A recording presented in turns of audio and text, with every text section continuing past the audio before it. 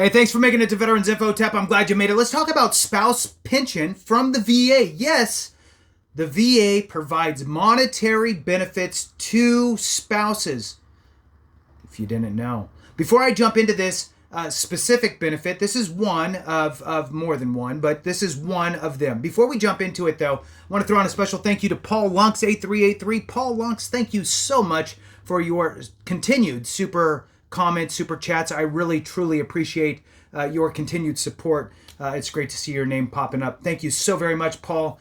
You're a rock star. I appreciate you for all of those. By far, you are just you're consistent. Thank you, sir. I appreciate it. All right, let's jump into this. Survivor's pension. Survivor's pension. So a VA survivor's pension offers monthly payments to qualified surviving spouses and unmarried dependent children of wartime veterans who meet certain income and net worth limits set by Congress. Find out if you qualify and how to apply. I'm going to dive into it here. Before I do, though, I want to throw out a couple things on this. One, wartime doesn't mean combat. It means that you served or the veteran served during a war period. One day in boot camp, doesn't matter, right? During a set time frame of war, the veteran served one day in that period. So that's what they're talking about by wartime. So don't self-segregate out of this. It could be a great-grandfather or a grandfather that passed away, right? And maybe the grandmother is having financial difficulties. And maybe grandpa or great-grandpa never served in Korea or in World War II or in Vietnam, right? Maybe they weren't there, but they were doing something else during that period. Doesn't matter. As long as they were in one day. Don't self-segregate out. Work with an accredited representative to see if you qualify or if your loved one qualifies. Just want to throw that out there. All right.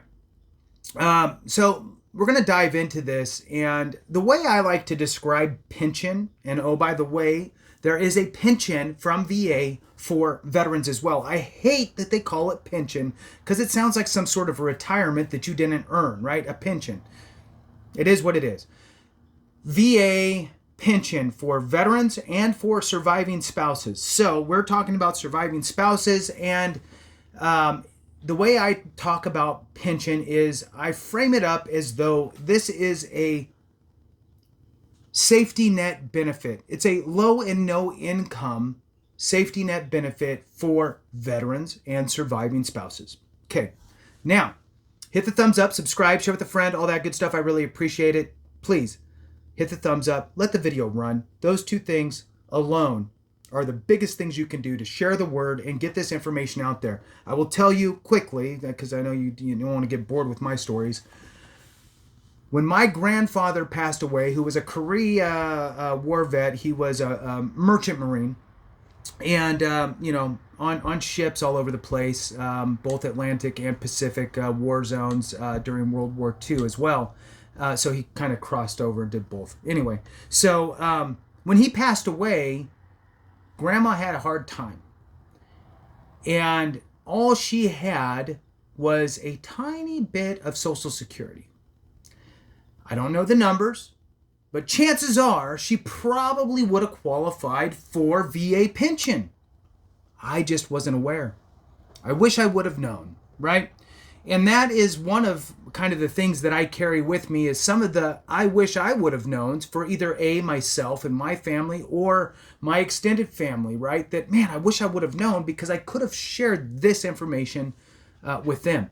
And so that is one of the, I guess, reasons why I started this channel is really to eliminate some I wish I would have knowns, right? Anyway, let's jump into it. So, am I eligible for a survivor's pension as a surviving spouse? You may be eligible, and again, work with an accredited rep. Check to make sure you got everything correctly filled in, all your signatures, I's dotted, T's crossed, so forth. So,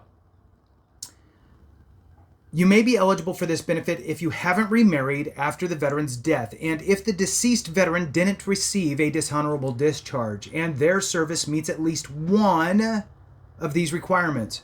So there's 3 requirements that you could qualify through. So there's kind of options, right? A, B, C. So one of these must be true.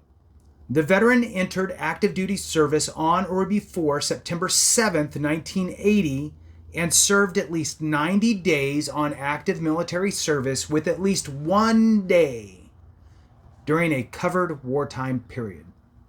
Or the veteran entered active duty after September 7th, 1980, and served at least 24 months or the full period for which they were called or ordered to active duty, with some exceptions, with at least 1 day during a covered wartime period.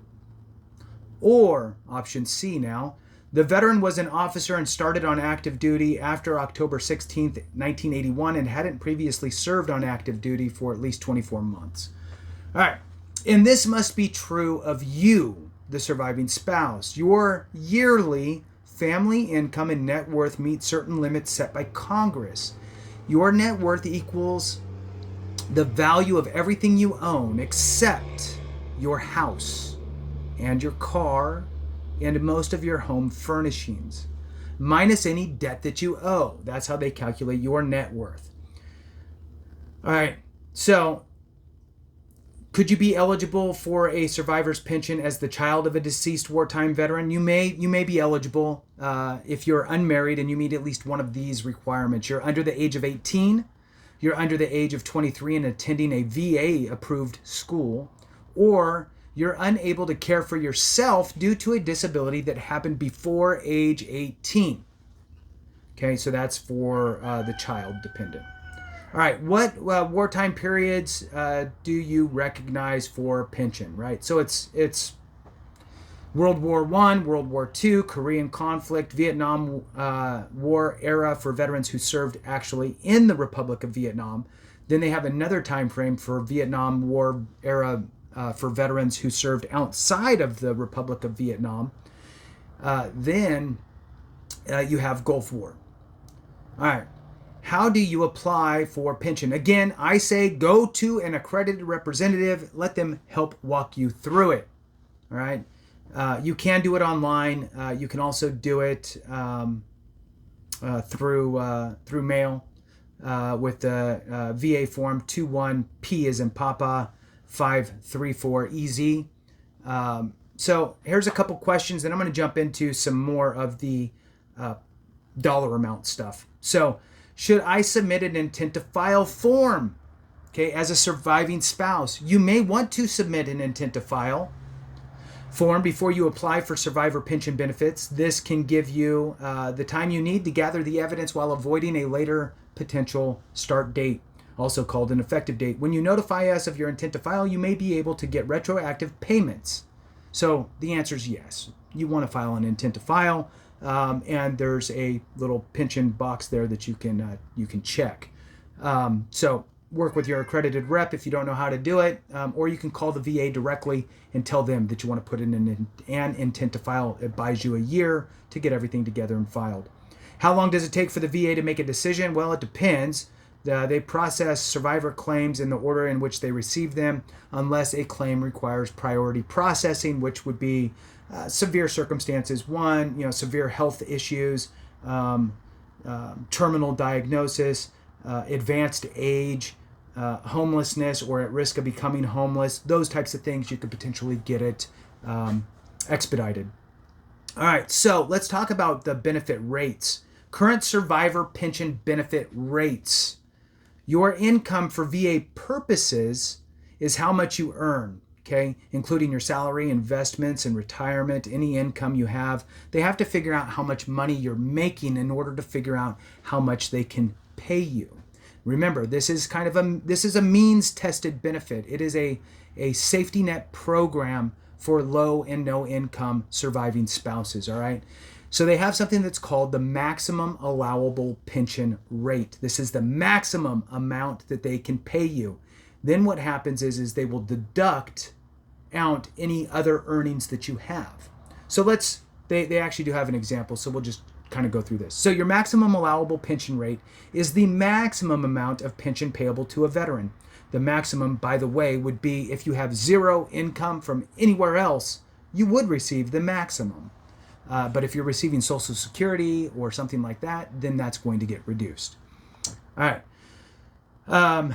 The maximum allowable pension rate is the maximum amount of pension payable to a surviving spouse or child. Your maximum allowable pension rate is based on how many dependents you have and whether you qualify for housebound or aid and attendance benefits. The maximum allowable pension rates are adjusted each year for cost of living increases. And let's use this here below. An example, you're a qualified surviving spouse with one dependent child. You also qualify for aid and attendance benefits. Your yearly income is $10,000. Okay, annually, 10 grand. Your maximum allowable pension rate is $21,696. So that's the maximum that the VA can pay you. Then they subtract out your income. In this case, they said it's $10,000 a year. So they're going to subtract that 10 grand, and then they're going to leave you with $11,696. And that's for the year. They're going to divide that over the 12 months and pay you out $974.66 per month. All right. So there's also some stuff on your net worth.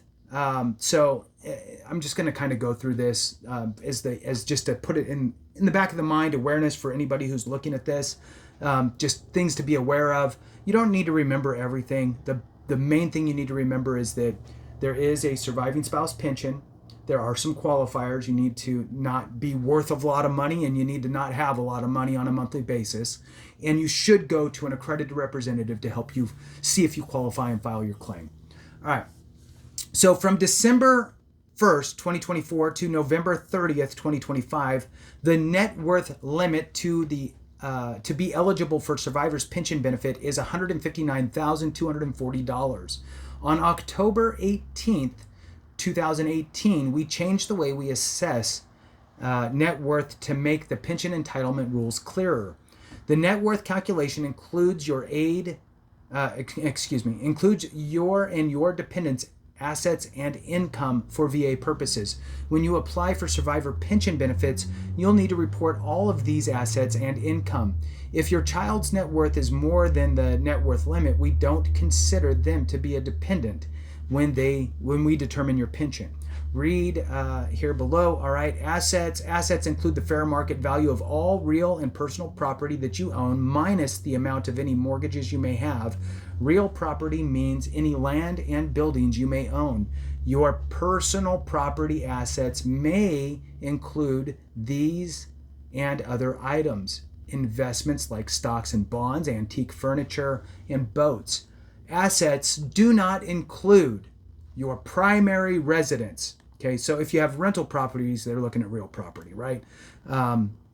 Maybe a second home, something like that. But your primary residence is not included. Your car is not included.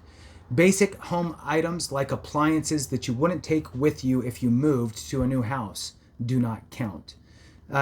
Your income for VA purposes. Annual income is the money you earned in a year from a job or from retirement or annuity payments. Your annual income for VA purposes may include these and other kinds of income: salary or hourly pay, bonuses, commissions, overtime, tips. We may subtract certain expenses, and this is an important part. Some people get on the cusp of things and they're looking for ways to lower that income. So you may be able to subtract certain expenses from your annual income when we assess your income for VA purposes and net worth. We call these acceptable deductible expenses. These include educational expenses, and this is typically the one. Medical expenses you are not reimbursed for. Okay. An example of net worth and eligibility: if you had $121,000 in assets and $14,000 in annual income for VA purposes, they're going to add that to your assets to give you your net worth total at 135. So they're adding your hard assets plus your annual income together and calling that your net worth. in this case $135,000. This is less than the net worth limit of $159,240. So you would be eligible for survivor benefits. So important to know. There's also some other things to be aware of. And again, I mean, if you're interested in this, you're still hanging on, so I'll just keep going. There's a 3-year look back period for asset transfers. In other words, somebody who has $1 million in assets decides that they want to try to get a safety net program benefit, so they offload their assets and put it in their cousin's name, their daughter's name, their brother's name, whatever. And they get rid of those and go, it's still mine, but we're going to put it under your name. To discourage that, the VA goes, we're going to look back 3 years and see what's going on. So it says here, when we receive a pension claim, we review the terms and any conditions and assets the survivor may have transferred in the 3 years before filing the claim. If you transfer assets for less than fair market value during the look-back period, and those assets would have pushed your net worth above the limit for VA survivor's pension, you may be subject to a penalty period of up to 5 years. You won't be eligible for pension benefits during this time. This policy took effect October 18th, 2018. If you filed your claim before this date, the look-back period doesn't apply. All right, what's a penalty period? A penalty period is the length of time when a survivor is not eligible for pension benefits because they transferred assets for less than fair market value during the look-back period. We won't pay pension benefits during the penalty period. All right, let's talk about the maximum allowable pension rates. Remember that we just had the COLA. It will be in effect with this next payment. Went into effect December 1st, 2024, and that is an increase of 2.5%. And what we're looking at for maximum allowable pension rates, remember that that's the maximum. That means that that's how much the VA will pay you out per year if you have zero other income. All right. So if you have one dependent child and you do not qualify for housebound or aid and attendance benefits, the maximum allowable pension rate is $14,893. However, if you qualify for housebound benefits, it's at $17,414. If you qualify for aid and attendance benefits, it's $21,696. And it says here, you qualify for well, we'll just stay there. So that's good. Then next one, notes, it says the survivor's benefit plan, minimum income annuity is $11,380. So that's for that survivor benefit plan that people had used to buy into. If you have more than one child, add $2,902 to your maximum allowable pension rate for each additional child. If you have a child who works, you may exclude their wages up to $15,000. If you have medical expenses, you may deduct only the amount that's above 5% of your maximum allowable pension rate. $744 for a surviving spouse with one dependent. Now, let's say you have no dependents, right? They're all grown up. Nobody's at home. What are we looking at? So we'll go with standard, then we'll go housebound, and we'll go aid and attendance, and we'll wrap this up. So you don't qualify for housebound or aid and attendance benefits. It's $11,380 per year. You qualify for housebound, it jumps up to $13,908 per year. And then lastly here, you qualify for aid and attendance. It's $18,187 per year. All right. I know it's a lot. If you hung on to the end, that's awesome. This is really just trying to share the information for surviving spouses. I believe, look, veterans don't even know everything that's out there. How the heck in the world is a surviving spouse going to know what's out there, especially if they're the surviving spouse of a veteran who was not even connected to VA? Go figure, right? So great benefit, great information. Work with an accredited representative. Know what's out there, know what's available. And remember, if we don't take care of each other, something went wrong.